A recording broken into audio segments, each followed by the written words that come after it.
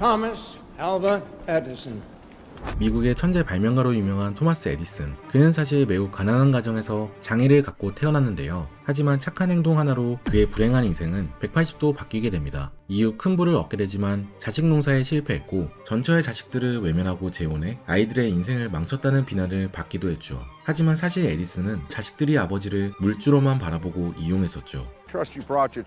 많은 천재들이 그렇듯 에디슨은 어렸을 때 학교에 전혀 적응하지 못했습니다. 에디슨이 직접 밝힌 인터뷰에 따르면 한 학교 선생님은 그를 멍청하다고 뒤에서 욕했다고 하죠. 이 선생님은 에디슨이 학교에 왜 나오는지 모르겠다며 그를 무시했습니다. 이 이야기를 우연히 듣게 된 에디슨은 울면서 집으로 갔고 왜 우냐는 엄마의 말에 자초지종을 설명했다고 합니다. 다행히 에디슨의 엄마는 완벽히 에디슨의 편이었습니다. 속상해하는 에디슨을 학교 선생님 앞으로 끌고 가 이렇게 따졌다고 하죠. 에디슨에 대해 제대로 알기는 하나요? 제 자식이 당신보다 더 똑똑할 것 같은데요. 이날 에디슨은 자신을 응원해주는 엄마에게 무척 고마웠다고 합니다. 앞으로 무슨 일이 있어도 엄마를 실망시키지 않겠다고 다짐했죠. 이후 에디슨은 학교에 가지 않았습니다. 대신 학교 선생님이었던 엄마에게 읽기, 쓰기, 산수 등을 배웠죠. 일부 사람들은 에디슨이 ADHD를 알아 학교 수업에 집중하지 못했을 것으로 추측합니다. 대신 에디슨은 왕성한 호기심을 가지고 있었고 누가 시키지 않아도 혼자 책을 읽었습니다. 어렸을 때부터 똑똑했던 에디슨에게는 한 가지 큰 장애가 있었습니다. 바로 귀가 잘 들리지 않았던 것이죠. 그가 청력을 잃게 된 경위에 대해 여러 가지 설이 있는데요. 화물차에 무리하게 올라타기 위해 열차 승무원이 에디슨의 귀를 잡고 들어 올려주었는데 그때 귀에 충격이가 멀게 되었다.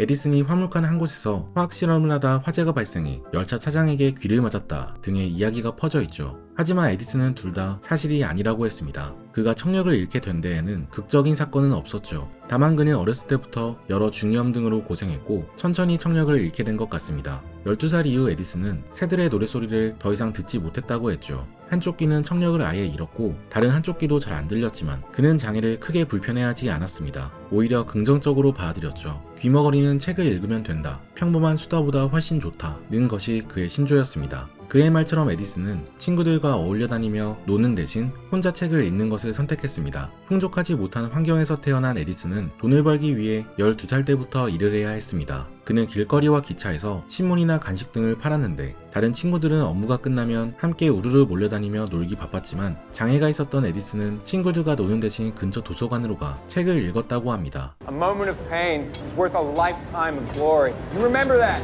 하지만 의외로 그의 인생을 바꾸게 된 것은 엄청난 노력이 아닌 한순간의 선행이었습니다. 그는 기차에서 일하는 동안 마운트 클레먼스 역을 관리하던 역장 제임스와 친해지게 되었다고 합니다. 그러던 어느 날 에디슨은 선로에서 제임스의 2살짜리 아들이 놀고 있던 것을 발견합니다. 이때 마침 화물차가 아이를 향해 빠르게 달려들고 있었죠. 이걸 본 에디슨은 본인이 위험할 수 있는 상황에서도 재빨리 아이에게 달려가 그를 껴안아들고 선로 밖으로 대피했습니다. 다행히 둘은 화물차에 치이기 전 선로를 빠져나가 잔부상 정도를 제외하면 몸에는 전혀 이상이 없었죠. 제이슨은 아들의 생명을 구해준 에디슨에게 크게 고마워했습니다. 그리고 에디슨에게 전신 시스템을 알려주겠다고 제안했죠. 당시는 막 통신기술이 발달하던 때라 전신산업이 발전하고 있었기에 전신을 배우는 것은 엄청난 기회였습니다. 배움에 목말라 있던 에디슨은 당연히 좋다고 했고 바로 다음날부터 신문을 팔고 남는 시간에 제임스를 찾아가 전보 치는 법을 배웠다고 합니다. 이전까지 신문을 팔며 하루하루 근근히 버티던 에디슨에게 전보 치는 법은 새로운 기회의 문을 열어주었습니다. 그는 웨스턴 유니언 정보회사에 취직해 미국 전역을 돌아다니며 전신기사로 일하게 되죠. 안정적인 직장을 가지게 된 에디슨은 여기에 안주하지 않았습니다. 퇴근 후 남는 시간을 활용해 집에서 발명품을 개발했죠.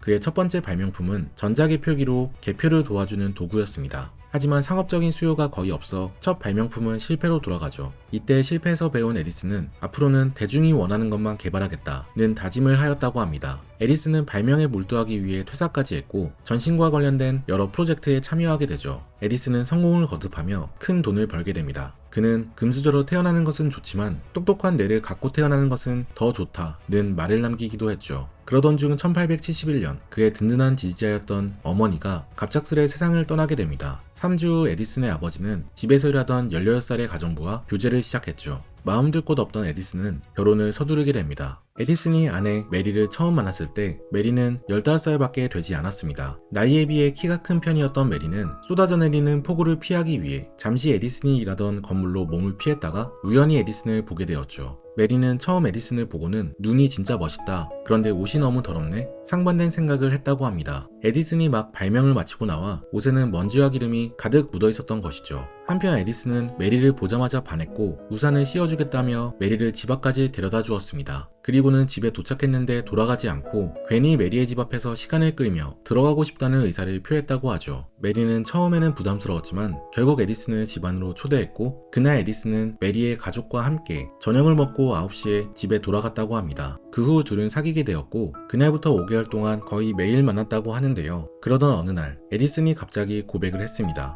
결혼하는 것에 대해 생각해 본 적 있어? 어렸던 메리는 아직까지는 생각해 본 적 없다고 했지만 에디슨은 좋은 남편이 될 자신이 있다며 여자친구를 설득했죠. 그렇게 둘은 사귄 지 1년도 되지 않아 크리스마스 날 결혼식을 올렸습니다. 에디슨은 24살, 메리는 18살에 불과했죠. 좋은 남편이 되겠다고 약속한 에디슨은 결혼식 당일 식을 마치고 집이 아니라 연구실로 돌아갔습니다. 심지어 그날 연구실에서 밤을 새워 메리는 신혼 첫날 밤을 혼자 보냈다는 이야기도 있죠. 하지만 다행히 메리는 이해심이 매우 많은 여자였습니다. 에디슨이 하루 종일 실험실에 박혀 연구만 해도 불평하지 않고 혹시나 남편이 연구를 하다 끼니를 거르는 게 아닌가 걱정할 뿐이었죠. 에디슨을 사랑했던 메리는 그가 흡연하는 것까지 사랑하게 되었다고 합니다. 마찬가지로 에디슨도 일에 몰두할 때가 아니면 최대한 아내와 시간을 보냈습니다. 그는 다정한 남편이었고 자기 자신보다 아내를 더 소중하게 생각했죠. 그녀와 결혼 후 10년 동안 에디슨은 수많은 발명품을 만들게 됩니다. 동시에 여러 개의 메시지를 보낼 수 있는 4중 전신기를 개발해 당시 $10,000, 현재 가치로 약 3억 7천만 원 정도에 팔며 첫 번째 재정적 성공을 거두게 되죠. 이후 에디슨은 본격적으로 멜로파크 지역에 연구소를 설립해 발명을 이어나갔습니다. 특히 그는 전구를 상업적으로 쓰기 좋게 개선했습니다.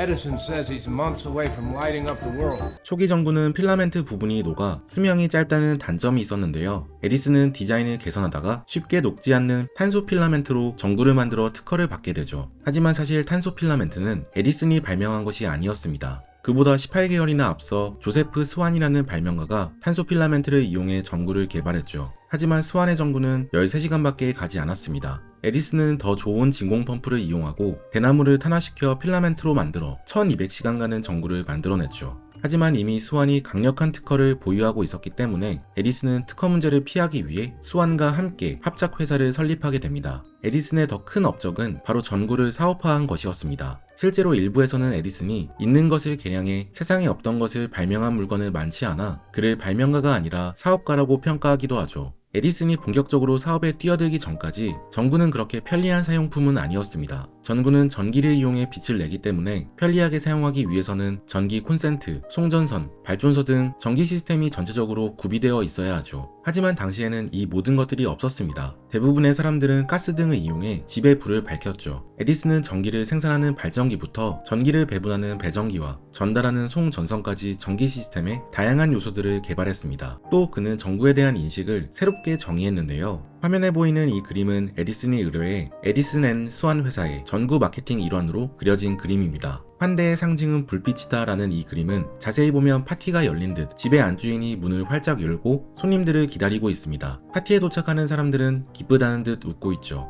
배경에는 따스한 빛이 밝혀져 있는데 그 위에는 여러 개의 전구가 걸려 있죠. 이 그림은 전구가 단순히 과학적 편리성을 넘어 따뜻한 환영과 안락함을 상징한다는 것을 보여줍니다. 책 1일 1싱킹 아이디어 수업에 따르면 의미의 이노베이션이 중요하다고 하는데요. 신기술로 제품을 발전시키는 것이 아니라 제품의 의미를 바꾸는 것만으로도 혁신을 일으킬 수 있다는 뜻이죠. 전구를 필요 없다고 느끼는 사람들에게 에디슨은 새로운 의미를 부여함으로써 사업을 성공시키게 됩니다. 참고로 우리나라 최초의 전등도 에디슨의 전등이었습니다. 미국에서 전등을 보고 온 사절단이 놀라운 것이 있다며 고종 황제에게 보고한 것이죠. 이후 고종은 에디슨 전등회사에서 전등 설비를 구입해 경복궁 속 권천궁에 설치하게 됩니다. 먼 땅 조선에까지 영향을 미친 에디슨. 이후 그의 연구실은 10년도 안 되는 기간 동안 2개의 시가지 블록을 차지할 정도로 크게 확장되었죠. 하지만 그가 일에만 집중하는 사이 그의 가족은 점차 붕괴되고 있었습니다. 에디슨과 메리 사이에는 딸 메리언과 두 아들이 태어났습니다. 에디슨은 장남에게 자신의 이름인 토머스 에디슨이라는 이름을 물려주었죠. 에디슨은 종종 딸 메리언을 닷으로, 토머스는 대시라고 불렀습니다. 닷과 대시는 모스부어의 구성기호로 모스부어를 좋아하던 에디슨다운 애칭이었죠. 하지만 에디슨은 일이 너무 바빴기에 막상 아이들과 보낼 수 있는 시간이 거의 없어 자식들과 친밀한 관계를 맺지는 못했다고 합니다. 다만 그는 자식 교육에 있어서만큼은 큰 관심을 가졌는데요. 아침을 먹으며 아이들에게 퀴즈를 냈고 아이들이 읽으면 좋은 책을 아내에게 추천해 주었습니다. 그러면 밤마다 아내가 아이들에게 에디슨이 추천한 책을 읽어주었죠.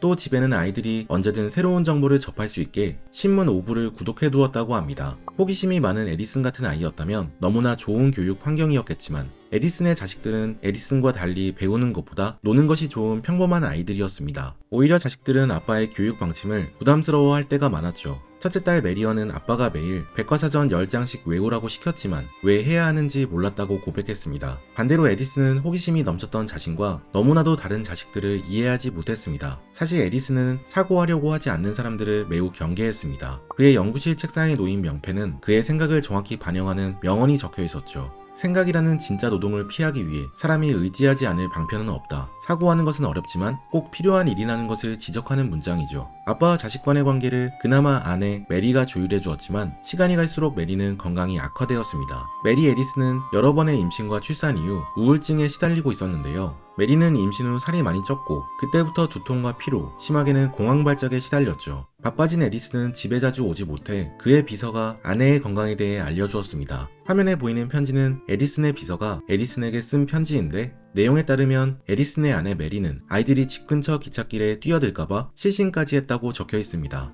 메리는 낮에는 에디슨과 아이들을 걱정하며 점차 신경질적이 되었고 밤에는 열차 소리 때문에 잠이 깨 제대로 휴식을 못 이룬다고 쓰여져 있죠. 마침 에디슨은 뉴욕의 프로젝트를 맡아 가족은 함께 이사를 하게 됩니다. 에디슨은 아내가 지역을 옮기면 건강이 괜찮아지지 않을까 생각했지만 오히려 아내의 건강은 더 악화되었고 심지어 집에서 가사일도 그만두고 쉬어야 할 정도가 되었죠. 에디슨은 아내를 위해 특단의 조치를 내렸습니다. 당신은 뉴욕으로 옮긴 지 얼마 되지 않은 시점이었기에 에디슨은 우선 새롭게 임대한 집 문제를 해결하기 위해 집주인에게 편지를 보냈습니다. 편지에는 1년이나 남은 집세에 대해 조정이 가능한지 물어보는 내용이 적혀 있었죠. 에디슨은 집주인과 합의 끝에 새로 빌린 집을 다른 사람에게 재임대하고 가족들은 모두 클라렌던 호텔로 거주지를 옮겼습니다. 아내가 집에서 가사일에 신경 쓰지 않고 온전히 휴식에만 집중할 수 있도록 배려한 것이죠. 얼마 뒤 아내가 회복한 모습을 보여 다시 집으로 돌아왔지만 끝내 아내는 29세의 나이로 세상을 떠나게 됩니다. 정확한 사인은 뇌울혈이었죠. 큰 상실감에 빠진 에디슨은 이후 더욱더 일에만 전념합니다. 그러다 두 번째 여자 미나 밀러를 만나게 되죠. 미나 밀러는 처음 에디슨을 만났을 때 20살로 38살의 에디슨과 18살 차이였습니다. 에디슨은 미나에게 첫눈에 반해 일기에 이렇게 적을 정도였죠. 길에서 미나와 비슷한 여성을 보고 그녀 생각을 하다가 차에 치일 뻔했다. 미나가 이런 식으로 더 많이 영향을 미치면 상해보험에 가입해야 할지도 모르겠다. 20살의 미나에게 얼마나 반했으면 시시때때로 떠올려 일상생활에 지장을 줄 정도였죠. 둘은 1886년 2월 24일 결혼하였지만 사람들의 시선이 곱지만은 않았습니다. 에디슨이 사별 후 얼마 되지도 않아 다시 혼인을 한다는 것에 대해 또 미나가 돈을 목적으로 나이 많은 에디슨의 두 번째 아내가 된 것이 아닌지 의심하는 사람들이 많았죠. 에디슨과 미나가 거리를 걸어갈 때면 사람들은 부부를 곁눈질로 쳐다보았다고 합니다. 하지만 에디슨은 미나에게 진심이었습니다. 그는 미나를 위해 자신의 종교까지 개종하려는 노력을 하죠. 미나는 사실 독실한 감리교 신자 루이스 밀러의 딸로 태어났습니다. 그녀의 아버지 루이스는 감리교와 교육재단을 결합한 쇼토커 교육기관을 설립했고 미나도 여기에서 수업을 들었죠. 어느 날 에디슨은 미나가 읽던 감리교 교리를 발견하게 됩니다. 그는 일부러 아내를 위해 교리를 공부했고 이해가 가지 않는 부분은 이유, 장인 루이스에게 물어보기 위해 표시해 두었죠. 하지만 에디슨은 뼛속 깊이 과학자였기에 무신론자였습니다. 에디슨은 결국 아내 미나에게 이렇게 말했죠. 저도 당신이 믿는 종교를 믿고 싶어요. 하지만 저는 이유와 원인을 모르는 일들은 믿지 못하는 성격을 가지고 있어요. 그래도 당신은 저에게 영향을 받거나 제 의견에 흔들리지 않았으면 좋겠어요. 비록 자신은 무신론자였지만 아내의 종교적 자유는 지켜주고 싶은 마음이었던 것이죠. 실제로 에디슨은 여성의 권리를 매우 존중하는 태도를 보였습니다. 당시는 여성의 투표권이 보장되지 않는 시기였지만 에디슨은 모든 여성이 투표할 수 있어야 한다고 주장했습니다. 그는 정치인이 아니었지만 이 주제에 대해서만큼은 목소리를 높였죠. 여성들이 가족과 지역 사회를 더 잘 대변할 수 있습니다. 여성은 남성보다 더 도덕적이고 더 정직하죠. 그들의 정치적인 의견이 남성보다 더 좋은 영향을 미칠 것입니다. 미국의 상원 의원이었던 제임스 마틴이 여성 참정권을 반대하는 인쇄물을 배포하자 에디슨은 이에 맞서 여성 참정권을 지지하는 서명문을 발표하기도 합니다. 여성을 존중하는 에디슨이긴 했지만 미나가 그의 두 번째 아내가 되는 것은 쉬운 일만은 아니었습니다. 특히 에디슨과 전처 사이 낳은 자식들의 새엄마가 되는 것은 매우 어려운 일이었죠.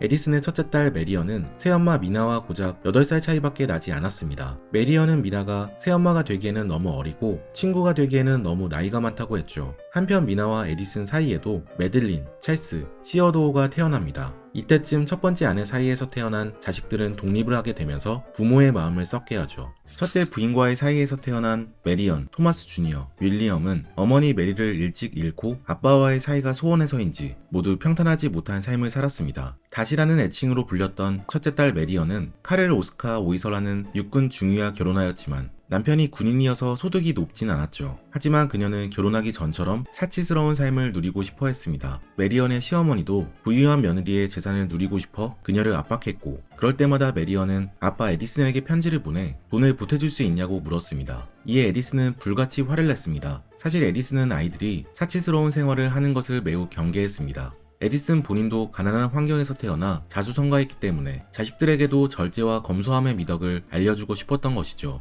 한 번은 넷째 딸 매들린이 옆에서 하녀가 옷을 입혀주는 동안 크게 웃으며 떠든 적이 있었는데 그 모습을 본 에디슨은 아내 미나를 혼내며 앞으로 조심히 행동하라고 일렀다고 합니다. 하녀의 도움을 당연시 여기며 스스로를 특권층이라고 여기는 태도가 마음에 들지 않았던 것이죠. 실제로 에디슨은 갑부가 되어서도 매우 검소하게 생활했습니다. 딸 매들린이 엄마 미나와 아빠 메디슨에게 보내는 편지를 보면 에디슨이 사치품에 얼마나 큰 관심이 없었는지 알 수 있습니다. 매들린은 아빠의 크리스마스 선물을 고민하다 편지에 이렇게 적었습니다. 아빠는 비누와 잡지 빼고는 그 어떤 것도 좋아하지 않으시잖아요. 이미 엄마가 아빠에게 비누와 잡지를 선물하기로 했으니 저는 그냥 마음만 보내는 게 좋을 것 같아요. 실용적이었던 에디슨은 평소에 말도 잘 듣지 않던 첫째 딸 메리언이 돈을 얻기 위해 자신에게 연락하는 것을 탐탁치 않아 했고, 급기야는 메리언이 편지를 보내도 답장하지 않기 시작했습니다. 메리언은 아빠에게 연락이 없자 새엄마 미나에게 왜 아빠가 자신의 연락에 응답하지 않는 것인지 물으며 혹시 아빠가 자신의 편지를 보지 않으면 새엄마 미나가 대신 아빠에게 편지를 읽어달라고 부탁했죠. 한편 에디슨의 장남 토머스도 아빠에게 기대기는 마찬가지였습니다. 아빠 이름을 똑같이 물려받은 토머스는 에디슨과는 180도 다른 인물이었습니다. 그는 공부에 관심이 없는 대신 그림을 그리는 것과 자연을 좋아했죠. 하지만 에디슨은 자신과 다른 토머스를 이해하지 못했습니다. 천성이 느긋했던 토머스는 학업에서 큰 두각을 나타내지 못하고 사회로 진출하게 되지만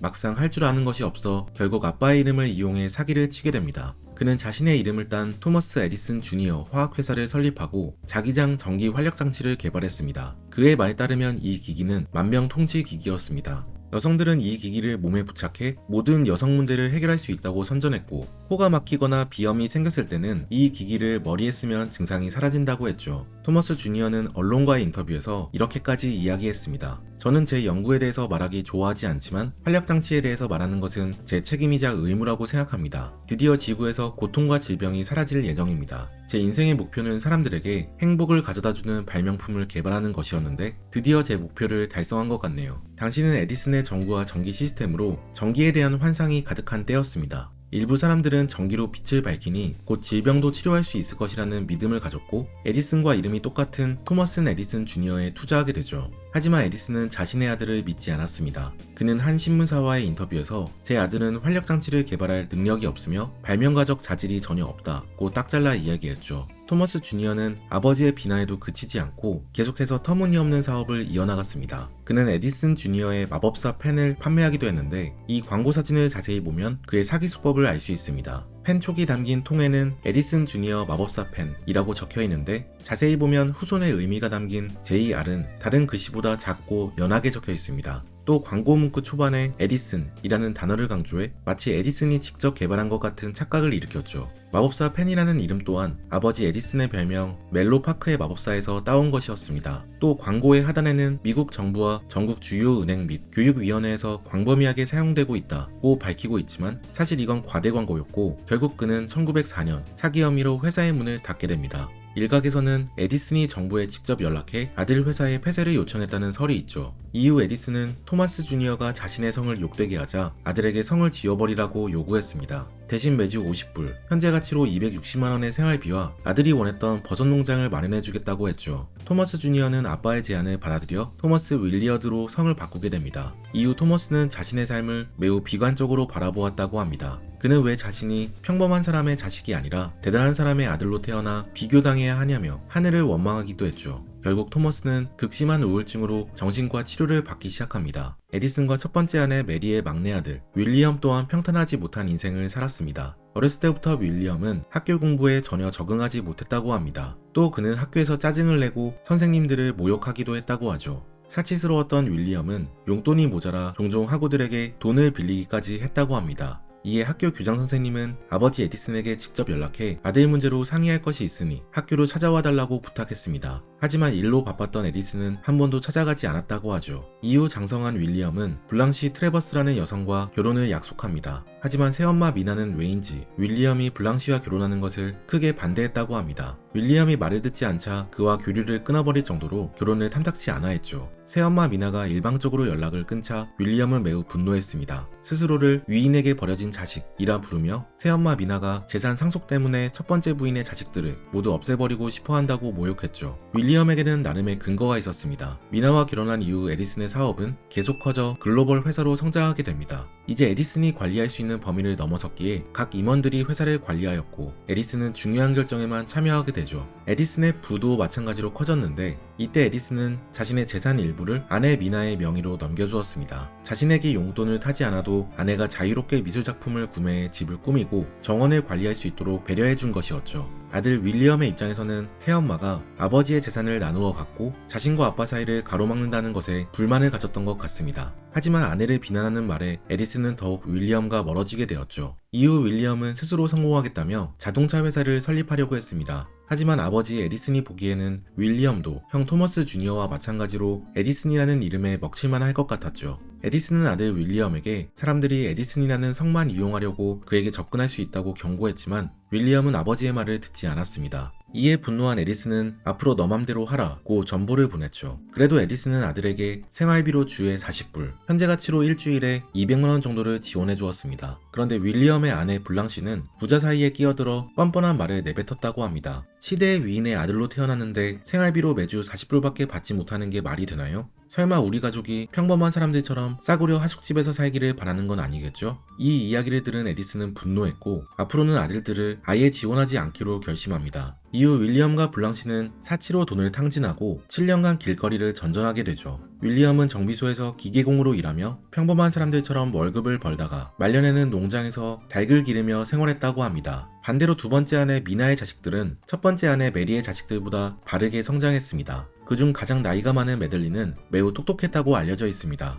여자만 아니었다면 가문을 이끌어갈 정도였다고 하죠. 그녀는 2차 세계대전 때 적십사에 봉사했고 부모님이 돌아가신 후 에디슨의 탄생지를 관리하였죠. 동생 찰스는 아버지가 세운 여러 회사의 지주 회사인 토마스 A. 에디슨 주식회사를 물려받아 사장이 되었고 1959년 회사를 매각할 때까지 운영했습니다. 또 그는 1930년대 프랭클린 루즈벨트 대통령의 내각에서 일하기도 하고 1940년 뉴저지 주지사로 선출되기도 하였죠. 막내 시어도어 밀러 에디슨은 MIT에 입학해 물리학 학위를 받았습니다. 에디슨 가족 중에 유일하게 대학을 졸업한 사람이었죠. 그는 아버지 회사인 토마스 A. 에디슨 주식회사의 평범한 연구실 조수로 시작해 연구 및 엔지니어링 관리자로 승진했습니다. 이후 그는 아버지 회사를 나와 자신만의 회사를 설립해 총 80개의 특허를 냈죠. 에디슨은 전구 외에도 축음기, 영사기, 전기 냉장고 등 다양한 제품을 발명했습니다. 하지만 일부 사람들은 에디슨이 발명했다고 알려진 대부분의 것들이 다른 사람의 발명품을 개량한 것 뿐이거나 에디슨 연구소 직원들이 발명한 것 뿐이라며 에디슨은 진정한 발명가가 아니라 비난하기도 합니다. 위인전에 나오는 것처럼 완전히 새로운 걸 창조해낸 건 아니기에 일정 부분 타당한 비난이긴 하지만 그럼에도 에디슨은 타인의 발명품을 개량해 상업화를 시켰다는 점에서 큰 강점을 지녔던 것이 사실인데요. 책 1일 1싱킹 아이디어에 따르면 아이디어 전문가에는 4가지 유형이 있다고 합니다.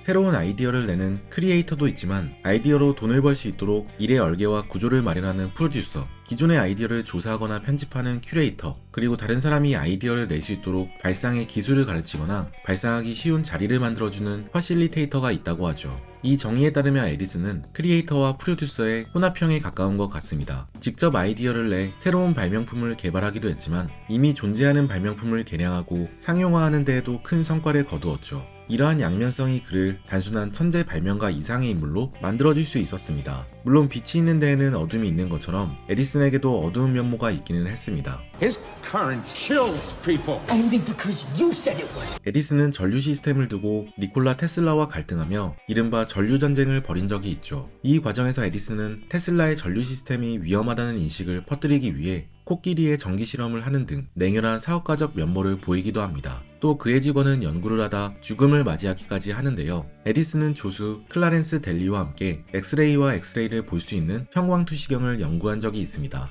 열정적이었던 클라렌스 델리는 밤 늦게까지 엑스레이로 자신의 손을 찍으며 연구를 이어나갔고 결국 이 연구로 에디슨 연구소는 엑스레이 기술과 관련해 특허 하나를 취득하게 되죠. 그런데 어느 날부터 클라렌스는 손이 타는 듯한 느낌이 들었습니다. 그의 손은 점차 피부가 벗겨졌고 급기야 암으로 이어졌죠. 알고 보니 엑스레이는 치명적인 부작용이 있었습니다. 인체에 지속적으로 노출되면 DNA 구조를 파괴해 돌연변이를 일으켜 암 발생률을 높였던 것이죠. 하지만 당시는 엑스레이의 부작용을 알기 전이었기에 클라렌스는 하루에 몇 시간씩 자신의 한쪽 손을 엑스레이에 노출하며 들여다봤던 것이었습니다. 놀란 에디슨은 그 즉시 엑스레이 연구를 중단했고 클라렌스는 치료를 위해 병원에 입원해 팔을 절단하게 됩니다. 에디슨은 클라렌스가 몇 년간 입원해 있는 동안 계속해서 급여를 지급하였죠. 하지만 결국 클라렌스는 암으로 사망하게 됩니다. 이 연구를 함께 진행했던 에디슨도 시력 일부를 잃게 됐는데요. 그는 왼쪽 눈으로 형광투시경을 바라보았는데 어느 날부터 초점이 맞지 않았다고 하죠. 이후 에디슨은 엑스레이 연구는 절대 하지 않겠다고 선언했습니다. 얼마 뒤 1차 세계대전이 일어나며 전 세계가 두려움에 떨게 됩니다. 1차 세계대전은 처음에 유럽 중심으로 전쟁이 이루어졌지만 1915년 5월 7일 독일의 잠수함이 RMS 루시타니아라는 여객선을 침몰시키며 미국도 피해를 입게 되었죠. 이 여객선에는 128명의 미국인을 포함해 총 200명의 승객들이 타고 있었는데 배가 침몰하며 승객 대다수가 저체온증으로 사망하게 됩니다.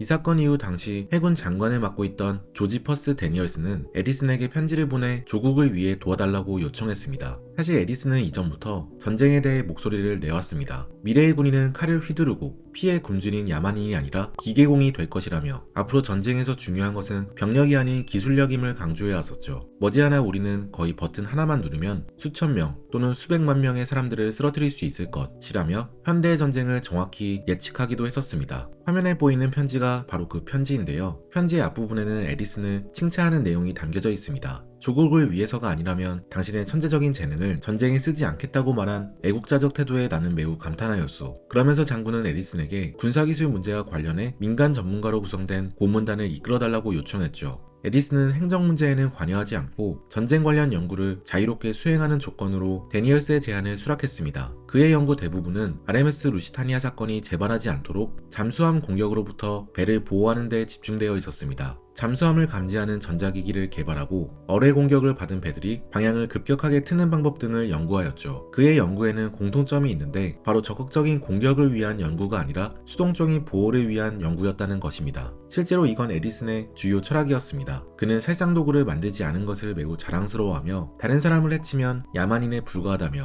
모든 진화의 목표는 비폭력이라고 주장했었죠. 1920년이 되면서 건강이 눈에 띄게 악화된 에디슨은 거의 대부분의 시간을 집에서 아내와 보냈습니다. 자식들과는 그렇게 친밀하지 않았지만 딱 한 명 친한 사람이 있었는데 바로 기업가 헨리 포드였죠. 둘은 나이 차이가 16살이나 나지만 서로 왕래하며 가깝게 지낸 것으로 알려져 있습니다. 포드는 에디슨이 휠체어를 타게 되자 자신도 휠체어를 하나 구매해 타고 다니면서 에디슨에게 휠체어 경기를 하자고 하는 등 그의 옆에서 힘이 되어 주었죠. 1931년 에디슨은 84세의 나이로 세상을 뜨게 됩니다. 에디슨을 존경했던 포드는 그가 죽기 전 아들 찰스에게 에디슨의 마지막 숨을 시험관에 불어넣어 간직하는 게 어떠냐고 제안했습니다. 하지만 막상 사망 당일 찰스는 아버지의 마지막 숨을 담을 정신이 없었죠. 다행히 에디슨의 방에는 시험관이 많이 놓여져 있었고 찰스는 그 중 하나를 봉인해 포드에게 전달해 주었습니다. 현재 에디슨의 마지막 숨이 담긴 시험관은 헨리 포드 박물관에 전시되어 있죠. 에디슨은 아들을 4명이나 낳았지만 모두 손자를 낳지 않아 현재 에디슨의 성을 이어받은 후손은 없습니다.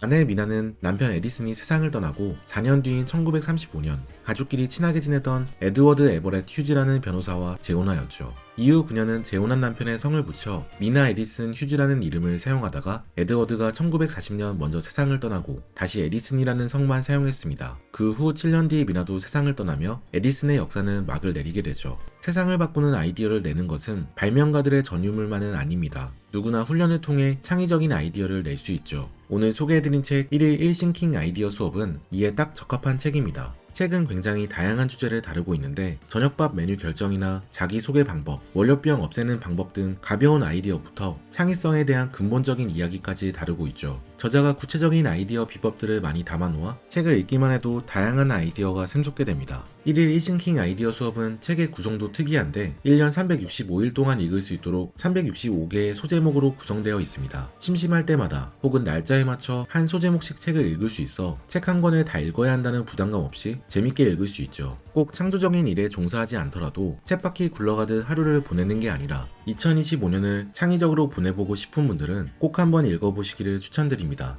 지금까지 책트폭행이었습니다. 오늘 함께 읽은 책 1일 1싱킹 아이디어 수업 저자 다카하시 신페이.